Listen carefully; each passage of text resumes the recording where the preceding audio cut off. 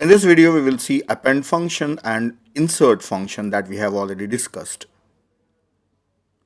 So already I have written this program. I have shown you this is structure and this modified one. I have taken array of size 20.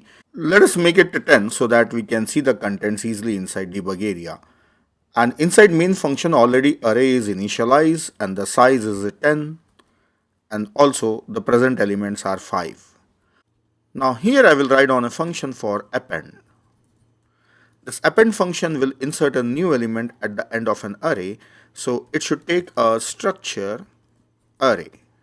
As it is going to modify the array, it should be a call by address type, and this x is the value that we want to insert.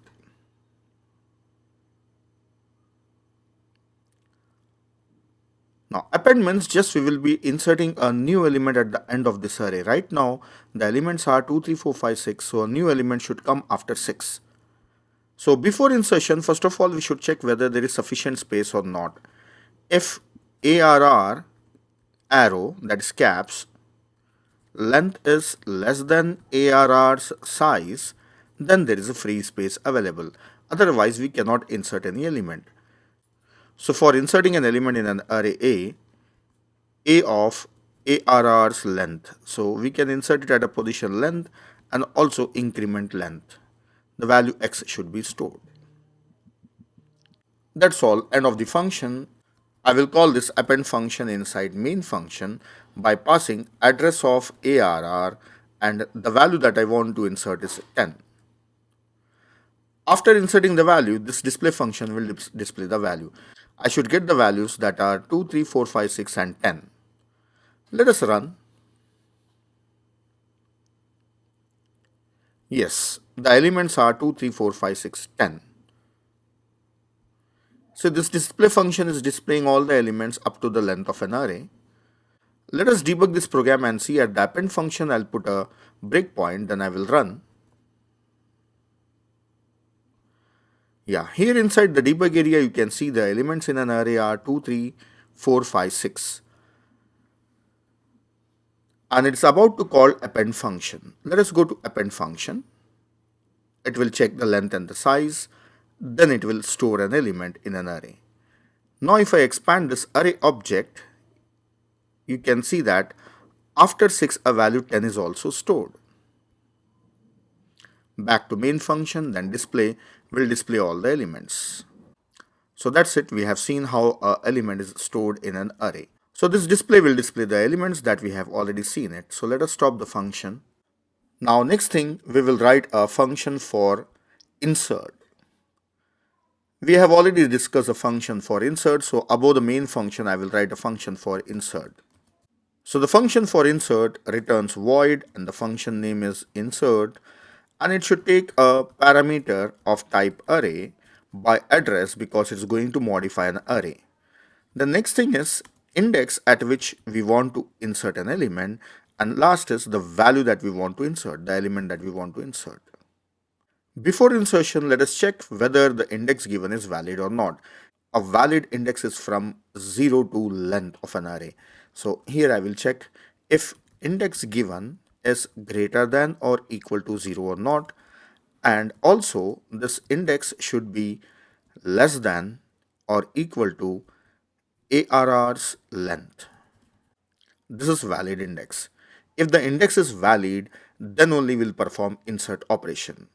So for performing insert operation, we need a for loop. So for that, I will declare a variable I. Now here using for loop, we will shift the elements and provide a free space for a new element. Then we will insert it. I starts from ARR length greater than given index and I minus minus. I am writing the same code what I have shown you on whiteboard.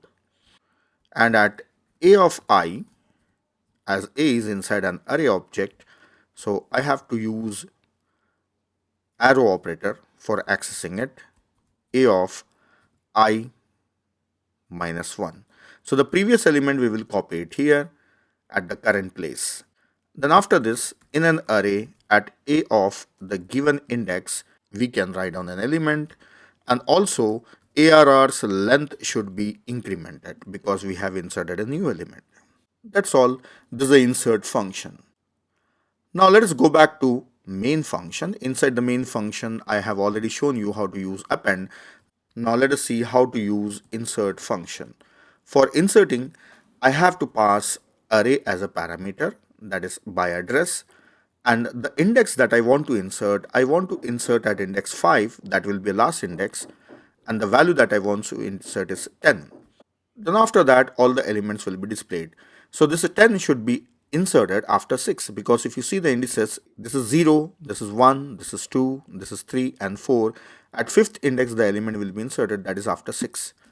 Let us run and check. Yes, 10 is inserted at the end.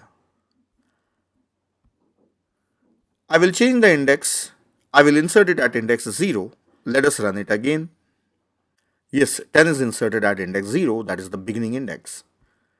Let us change the index once again and see 2. 2 means it should be inserted in between 3 and 4, that is after 3. Yes, it is in between 3 and 4. The value 10 is inserted. Now let us give the index as -2, then let us see what happens. I run again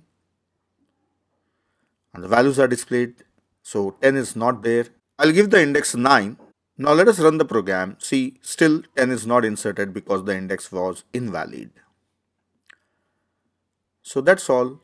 In the remaining videos, I'll be using the same program. So it is having all the functions and the structure of an array available here.